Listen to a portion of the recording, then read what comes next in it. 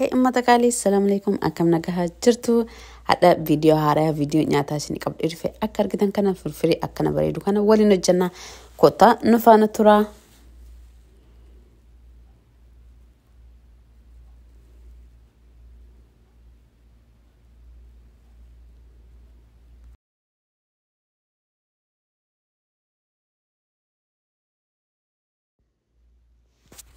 asbira shunkurtii karattafee shunkurtii isa tokkoof gammaasha karattafee qaba distii ibidda jala qabsiisee jira distiin utti jira waan biraantiin goone shunkurtii bichaadha firfirii ajaa'iba maashaallah mi'aa isinii mundan akka argitan kana caala mi'aa afaanitti wayino hojjennaa suuta jenne shunkurtii kenna xabbasna xiqqoo ishoo akka xabbasameen booda shunkurtiin bichaani zayitiitti goone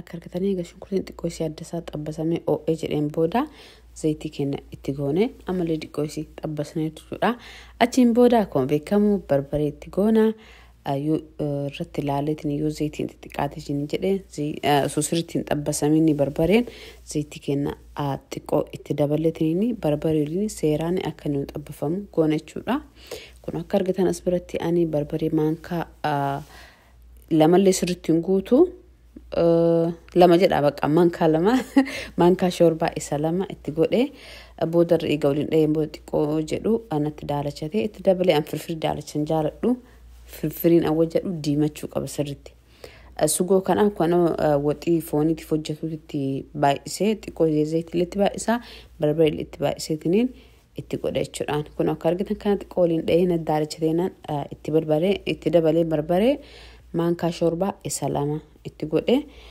ani firfirii xiqqeessee hojjedha waan ta'eef isin firfirii xiqqeessee guddistanii yoo hojjettanii itti baay'isuu dandeettanii sun filannoo abbaati as biratti hadha zayitiin marumatti narka jige hin guddate kanaan dura ganatti hin guddisu isin akka barbaadan akka filannoo abbaati godhuu dandeettanii ani hadhaa fi itti guddise mee guyyaa takka jedhee itti madhiisee irraallee injiisine jechuudha eega xabbafameen booda imma aya malee homaan godhu garuu zayitiin xuruumiti fayyaadha waan jedhamuuf ani diqqeessa yeroo baay'ee itti baay'iseeyyuu akka argitan kana kunoo suuta jenne xabbasna akka suuraan sirriitti barbaree zayitii shunkurtii sirriitti aqulaalla'uu qabna jechuudha sirrimatti achiin booda timaatima firee lamaa qaba akkan akka rattafeetiniin timaatima yeroo karattafu sirriitti akkasi butuchi akka namni qaxaqatu sanitti akkasiin godhuu quncee saalee irraan quncisu walumaan itti goona jechuudha timaatima akka jirutti dhiinee vineegariidhaan dhiqee akkasumatti karattafee itti godha jechuudha.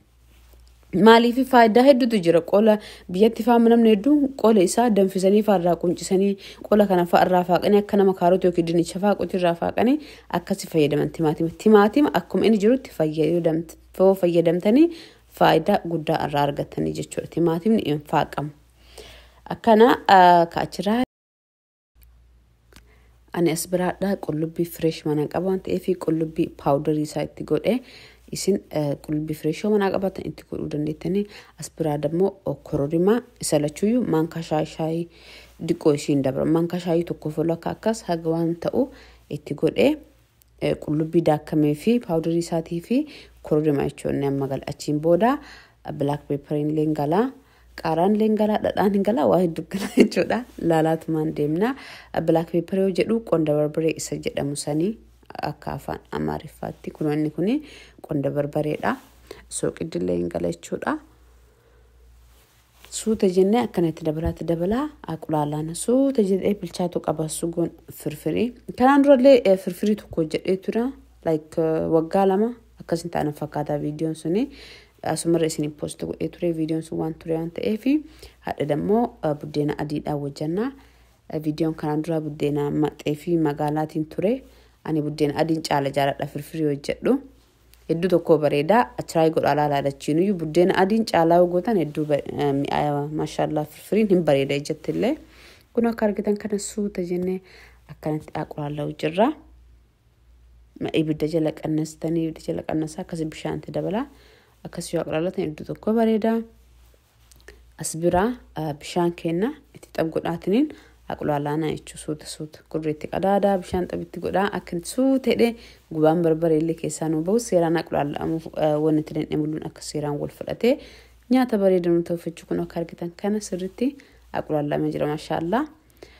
Asbiraa qaaraa dhumarratti qaaraa daftanii yeroo duraarra itti naqina dhumarratti itti naqaa akka ijaafillee keessaa bareedu yoo nyaatanillee kashkash jedhee akka nyaatatillee namatti tolu jechuudha.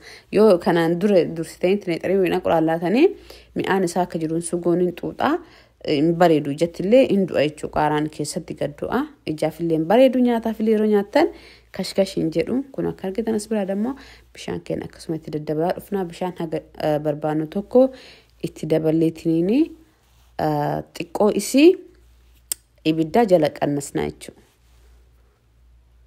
Maaliifi sugoon akkana osoo akkana inni anta ta'u kana buddeena dafnee ittiin itti godhuun qabnu. Ispeeshaalii buddeena fireeshii fa'aa qabaata yoo ta'e akka tokko ka dura itti keessa gaggeetta sun dafee walitti butamee nu jalaa marqama sugoon isaa xiqqoo isii qorruu qaba yeroo firfirii itti gootan jechuudha. Dhumarra yeroo buddeena itti gootan jechuu barbaadeeti sugoon xiqqoo isii qabbanaa'uu qaba. Qabbanaa'uu akkasillee osoo hin ta'in ibidda jala dhaamsuu qabdan sugoo isaa.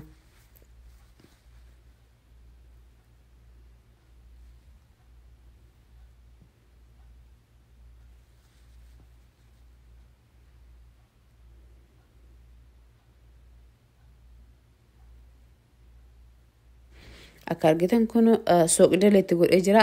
Kaameraa waa waraabaa jiru se'een waraabne yeroo sooqidatti godhu sooqiddaa fi dhadhaan illee seenanii jiranii dhiifama sooqidda dhadhaan seenee jira.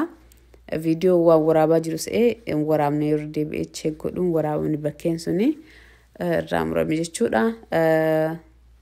Sooqiddaa fi dhadhaa dhumarratti godhaa yeroo sugoo ibidda jala dhaamsuu geettan jechuudha. Hedduu tokko bareeda kunaan buddeena adii akkuma isiniin jedhe akkana ciccireetiniini maree ka'ee maree ka'e akkanatti cicciree itti godha jechuudha. Akka sirriitti bareedee nuu bahu maashaallah firfirii ajaa'iba ani firfirii hedduu tokko jaaladha. Firfirii fi warqii nyaata ajaa'ibaati. Warqee yoo jedhu nyaata arsiisanii hin beekne ijoolleen arsii baay'inaan isaa warqii jedhamu sanii jara lamaan bakka nyaata kiyya. Hedduu jaaladhaan firfirii. Gaafa biyya deeme firfirii fi shiroo wannan tokko faa nyaadhe. Akkana isiniin jedha nyaata hedduu tokko bareeda yaa maashaallah. Ammumayyuu turee jira nyaata kana yaa guyyaa lamaa sadii akkasiin ta'a. Viidiyoo amma edit godhu jira.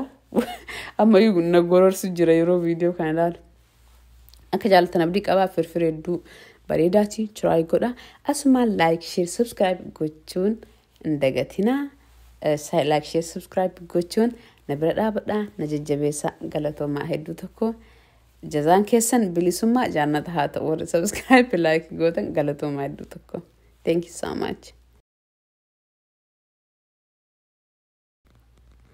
Asbiraa wanti itti dabalee killeedha. Killee ka bishaan bichaadhaanii danfameetiniini jiru qabaa ture. Isa sanii itti dabalee wanni biraa wanti dabalaman jiru isa dhumarra itti godheetiniini xiqqoo isii waliin dhahe. Bakka achiin booda saanimatti goonee feetuu buddeenaan feetan daabboodhaan nyaachuu dandeettanii ambaashaadhaan wannuma jaalattanii nyaachuu dandeettanii mee ambaashaa qabataan ambaashaa fi buddeenuma adii akka isaati nyaadhaa laala. Yaa maashaallah hedduu tokko mi'aayaa galatoomaa like share subscribe gochuun na bira dhaabadha. Galatoomaa waan waliin turtanii fi nyaata kamiyyuu barbaadan akka isin hojjedhuu feetanii koomentii jalatti naa barreessaa please nyaata kamiyyuu isin hojjechuu danda'a. Nyaata biyya arabaallee yoo ta'e nyaata aadaa oromoo keessaallee yoo ta'e nyaata barbaadan kamiyyuu isin hojjedha. Viidiyoon keenya akkaataa galatoomaa waan faana turtaniif nagahan naa tura horaa bulaa.